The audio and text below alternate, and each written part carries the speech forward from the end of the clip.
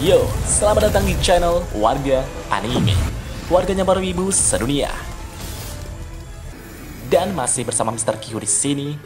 Pada kesempatan kali ini, Mr. Q akan melanjutkan pembahasan manga Tensei Citra Slime Datakan chapter 103. Jika kalian belum menonton chapter sebelumnya, kalian bisa menontonnya terlebih dahulu di link yang tertera di deskripsi.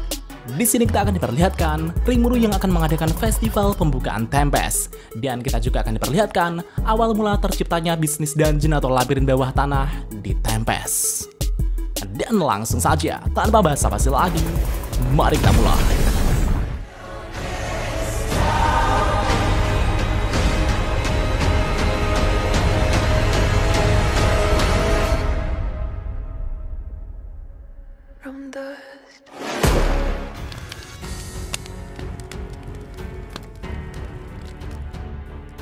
Di awal halaman kita diperlihatkan tiga sosok mencurigakan yang sedang berkumpul di dalam kegelapan.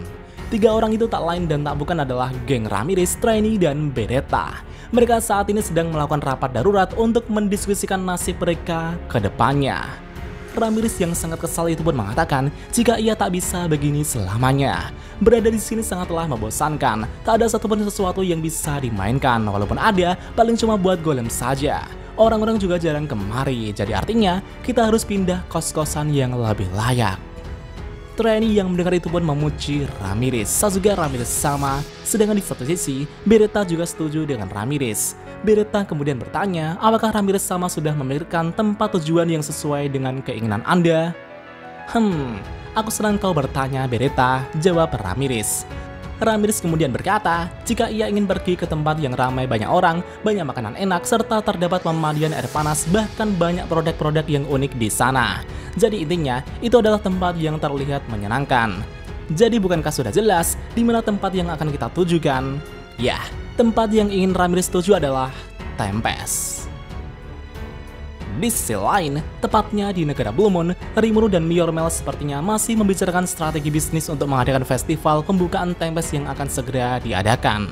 Mulai dari perkiraan biaya yang diperlukan, apa saja acara yang akan ditampilkan, mereka telah merencanakan hal tersebut sebaik mungkin. Setelah selesai mendiskusikan hal tersebut, Rimuru kemudian menawarkan sebuah penawaran yang sangat mengejutkan bagi Myormel.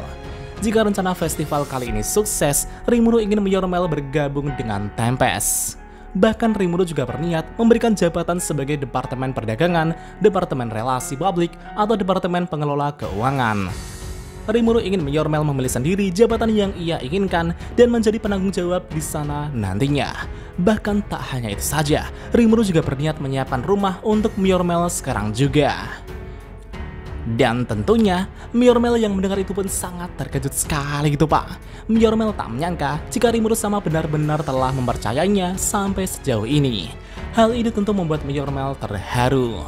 Myormel kemudian tertawa dan berkata, hahaha, aku tak menyangka Rimuru sama membujukku dengan sangat antusias seperti itu. Segera setelah itu, Myormel kemudian menundukkan kepalanya di hadapan Rimuru sama dan berkata, Rimuru sama, aku Myormel telah memutuskan untuk menyukseskan rencana festival pembukaan Tempest dan akan bergabung menjadi pengikut Anda. Rimuru pun tersenyum melihat keseriusan Myormel. Ya, Rimuru di sini juga senang karena bisa merekrut orang berbakat seperti Myormel. Setelah urusan Rimuru di sini selesai, Rimuru kemudian memanggil Rangga yang bersembunyi di dalam bayangannya. Rimuru kemudian memberikan Rangga sebuah cetak biru yang berisi tentang rancangan festival. Rimuru meminta Rangga untuk memberikan cetak biru ini kepada Gopkyu, salah satu pemimpin yang bekerja di bidang konstruksi Tempest.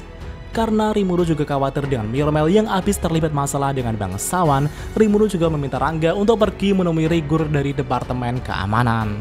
Rimuru ingin meminta beberapa orang dari Departemen Keamanan untuk menjadi pengawal Myormel. Menanggapi perintah tuannya, Rangga pun akan pergi untuk menjalankan perintah Rimuru sama. Namun sebelum itu, Rangga bertanya kepada Rimuru sama tentang kemanakah Rimuru sama akan pergi setelah ini. Rimuru menjawab bahwa ia akan menemui seseorang teman di Serikat Kebebasan Cabang Blue Moon. Dan singkat cerita, Rimuru telah menemui Fuse dari Serikat Kebebasan Cabang Blue Moon.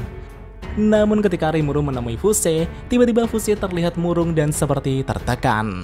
Rimuru pun bertanya tentang keadaan Fuse tersebut. Fuse dengan sarkas mengatakan jika sebelumnya suasana masih damai-damai saja, tapi semua berubah ketika tiba-tiba ada Demon Lord yang muncul. Rimuru menjawab, "Heh, iyakah?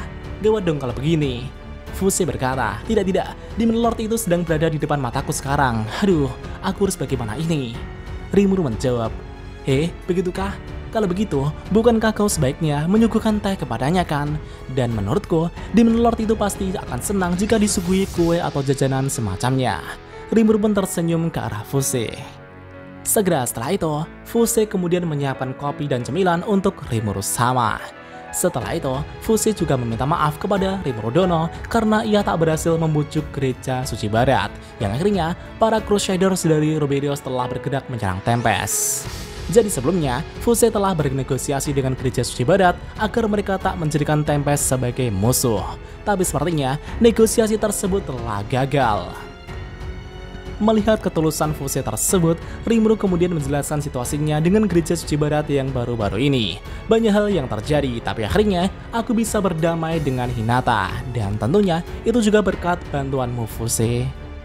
Namun Fuse mengatakan ia sama sekali tak berguna. Fuse juga mengatakan jika Grandmaster Yuki Kagurazaga sepertinya penasaran dengan konflikmu dengan Hinata Sakaguchi. Rimuru yang mendengar itu pun sedikit terkejut dan berkata, "Hah? Zuki penasaran?" Fuse menjawab, "Tentu, beliau juga telah banyak membantu dalam negosiasi. Jadi akan kusampaikan padanya bahwa masalah Tempest dengan gereja suci barat telah selesai dengan baik." Rimuru menjawab, begitu ya. Kalau begitu, sebagai rasa terima kasihku, aku akan mengundangmu dan Zuki juga di acara festival pembukaan Tempest. Aku juga sudah mengundang Raja Gazelle dan Adipati Herald dari Sarion. Lalu aku juga ingin agar kau mengantarkan undangan ini pada Raja Blue Moon. Aku mengharapkan kehadiranmu, Fuse." Dan tentunya, Fuse yang mendengar itu pun langsung terkejut dan berkata, "Hah? Malah bisa aku hadir dalam acara yang didatangi oleh bangsawan dan juga keluarga kerajaan?" Fuse pun langsung dibuat tertekan dengan permintaan Rimuru ini. Setelah menyampaikan undangan itu, Rimuru kemudian pamit undur diri. Setelah Rimuru meninggalkan serikat, Gobumon dari Departemen Keamanan telah menemui Rimuru sama. Rimuru kemudian memberikan tugas kepada Gobumon untuk mengawal Miormel. Menurut laporan, Gobumon memiliki kemampuan fisik yang lebih unggul dari goblin lainnya. Tapi meskipun begitu, ia memiliki masalah tersendiri di mana ia tak bisa membangun hubungan kerjasama dengan rekan-rekannya. Jadi di sini Rimuru berharap agar Gobumon bisa membangun hubungan kerjasama dengan rekan-rekannya. Rimuru juga berkata pada Gobumon bahwa ia akan memberikan katananya ini sebagai hadiah jika Gobumon bisa menyelesaikan tugasnya dengan baik dan mempelajari sesuatu dari tugasnya ini. Gobumon menjawab, "Dimengerti Rimuru sama, saya Gobumon akan berusaha memenuhi ekspektasi yang mulia Rimuru sama." Setelah urusan di negara Blue Moon selesai, Rimuru kemudian kembali ke Tempest dan bersantai sebentar di rumahnya. Namun di saat Rimuru ingin bersantai, Rangga tiba-tiba memanggil Rimuru sama dan mengatakan jika ia sedang dalam masalah. Ya, di sini, tepatnya di ibu kota Rimuru daerah sekitar Gerbang Barat, Ramirez, Beretta, dan Treni telah membuat keributan di sana. Ramirez berkata kepada Gobkyu jika ia akan mengambil alih tempat ini. Namun Gobkyu dengan tegas mengatakan jika ini adalah wilayah Raja Iblis Rimuru sama. Jadi, Raja Iblis lain tak boleh seenaknya membangun pondok seperti itu di sini. Karena Ramirez sudah kesal, ia pun memutuskan untuk menggunakan kekerasan dengan menyuruh Beretta untuk menghajarnya. Namun pada saat itu, Rimuru tiba-tiba mendatangi Ramirez dan menyapanya. Dan tentunya, Ramirez pun sangat terkejut dengan kedatangan Rimuru tersebut. Bahkan Treni yang baru datang dan membawa kayu itu pun sangat terkejut dengan kedatangan Rimuru sama. Setelah itu, Rimuru kemudian meminta Beretta untuk menjelaskan situasinya. Itu karena hanya Beretta lah yang masih waras di sini. Beretta kemudian menjelaskan situasinya bahwa Ramirez sama telah bosan dengan kos-kosan lamanya dan ingin pindah ke sini. Ketika Ramirez sama sedang membangun pondok di sini, para penjaga gerbang berniat mencegahnya. Namun pada saat itu, Treni langsung melepaskan sihir anginnya untuk membuat para penjaga tertidur. Treni kemudian berkata, "Ini salah paham Rimuru sama, Ramirez sama tidak bersalah." Rimuru menjawab, "Hah? Ramirez itu salah dan kau juga sangat salah, kampret." Namun Rimuru di sini sedikit bingung kenapa Ramirez menyebut rumah kecil ini sebagai pondok. Bukankah ini terlalu sempit untuk ditinggali? Tanya Rimuru. Ramirez yang sudah menyerah itu pun menjawab bahwa ukuran luarnya tak ada hubungannya. Yang penting itu adalah pintunya saja. Dan ketika Rimuru membuka pintu tersebut, betapa mengejutkannya, di sana ternyata terdapat ruangan yang sangat luas sekali. Ramirez mengatakan jika ia bisa membuat ruangan sebanyak yang ia mau dengan skill small world miliknya. Ketika Rimuru melihat ini semua, Rimuru pun mendapatkan sebuah ide brilian. Rimuru pun ingin membicarakan sesuatu pada Ramirez nantinya. Di sini Rimuru kemudian mulai berdiskusi pada GOP-Q mengenai pembangunan arena untuk festival nantinya. Setelah Rimuru selesai membicarakan hal tersebut, Rimuru kemudian berkata kepada Ramirez jika ia berniat membuat sebuah dungeon untuk para petualang dan menunjuk Ramirez sebagai pengurusnya. Ramirez yang mendengar itu pun sangat senang sekali sampai tak bisa berkata-kata.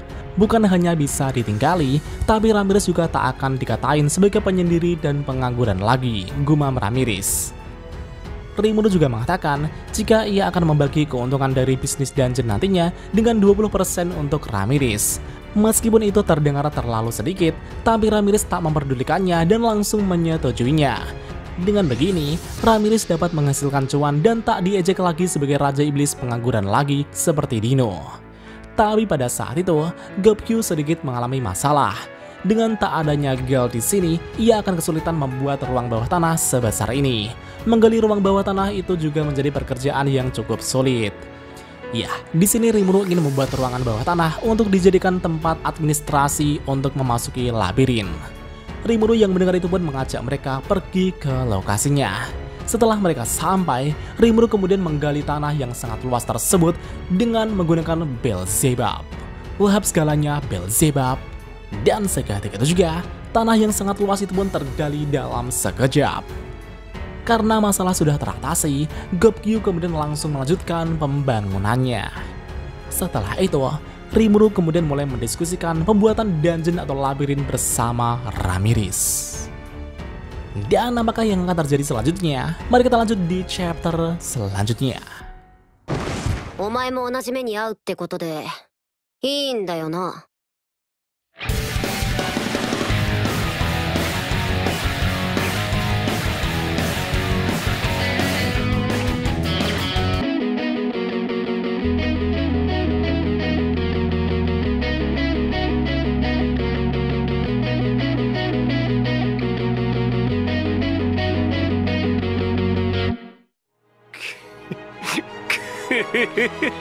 久しぶりの現世です。